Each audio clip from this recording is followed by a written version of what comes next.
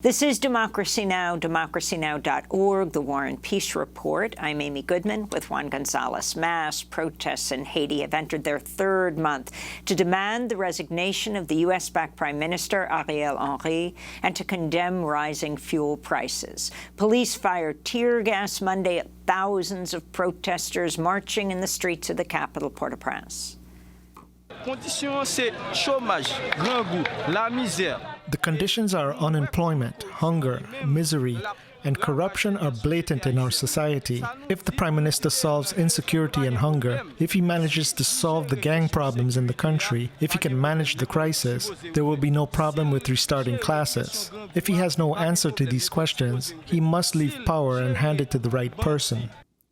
One of Haiti's most powerful gangs has blockaded a key fuel depot since September 12th. Many gas stations are closed. The gas shortage has shut down public transit, closed some hospitals. This comes as Haitian authorities have announced 8 people have died from cholera, the first cholera deaths in Haiti in 3 years. A cholera outbreak a decade ago killed over 10,000 people in Haiti. For more, we go to Port-au-Prince, Haiti, to speak with Vélina Élysée Charlier, a Haitian activist and a member of the Nous Pas Dormi collective. It means we are watching or we never sleep. Vélina, welcome back to Democracy Now! It's great to have you with us.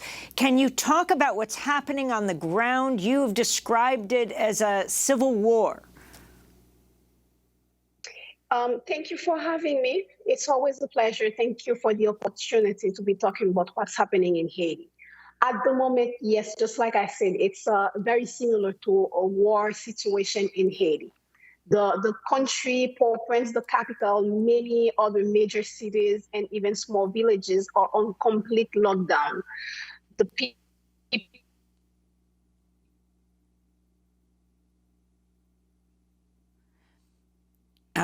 we are seeing if we, we're going to try to get her back. We're talking to Vélina Élysée Charlier. The situation in Haiti is an absolute crisis. Vélina, continue with what you were saying.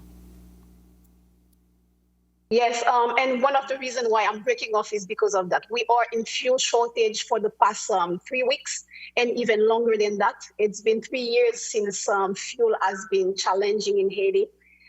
Every 3 months you go into a shortage, but that shortage is one of the worst that we have seen. It's close to a month now where access to fuel is almost impossible.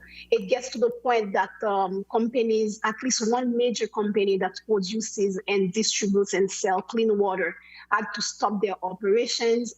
Cell phone companies have announced that they no longer can bring fuel to their cell sites, hence the poor internet connection. We have the cholera outbreak. So areas who already had no to zero or to very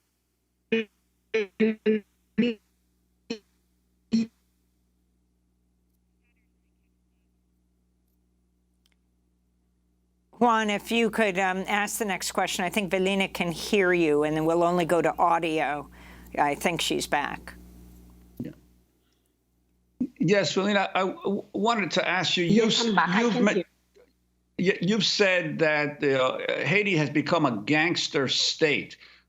Could you elaborate on that? These gangs that have developed, and especially in recent years, do they reflect internal battles among the elite of Haiti? Or what is the source and the funding of these gangs? Haiti became a gangster state, an unlivable place, like I said it. The gangs that we are seeing, they are very close to the power. The government uses the gangs to control the population, to terrorize the population, and try to kill any will that the population would have to protest against what's happening. They also use the gangs so that they can change the narrative. For example, there has been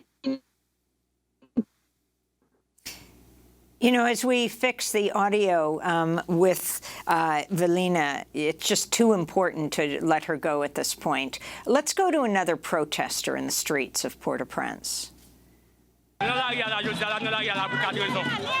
I am on the streets for 4 reasons.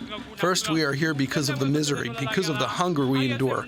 Second, Ariel Henry has no dignity. He cannot rule the country. Third, we are in charge of the streets. It is up to us to decide when classes can begin again. Ariel does not have the dignity to open the schools. We will open the schools and Ariel must leave.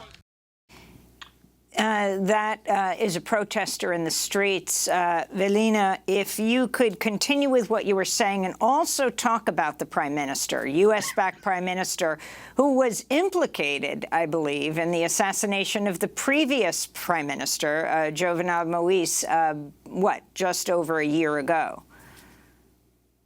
Yeah, I'm continuing by saying that the gangs that we are seeing, there is the G9 gang coalition. It was made possible with the help of one of the government authority who was supposed.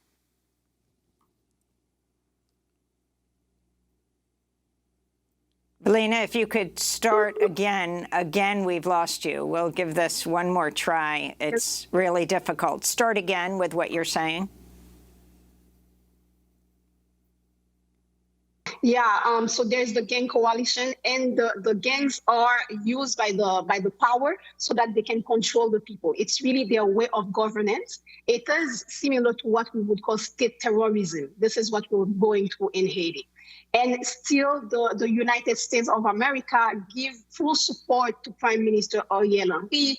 None of the ministers have resigned, and none of the international community, including the U.S., have said that they will stop working with Ariel Henry. They continue business as usual, as if everything was perfect in Haiti.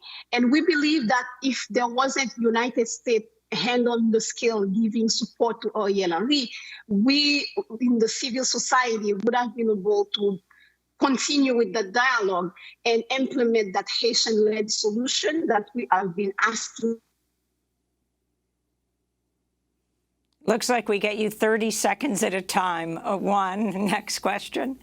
Yeah, Vélina, I wanted to ask you about the role of the United Nations there was this whole issue of thousands of tons of food that was reportedly lost following repeated attacks on warehouses of the UN food program. Well, you know, in Haiti, we do not have, the population does not have a good relationship with the UN. When you say UN in Haiti, the first thing that comes to mind is the cholera.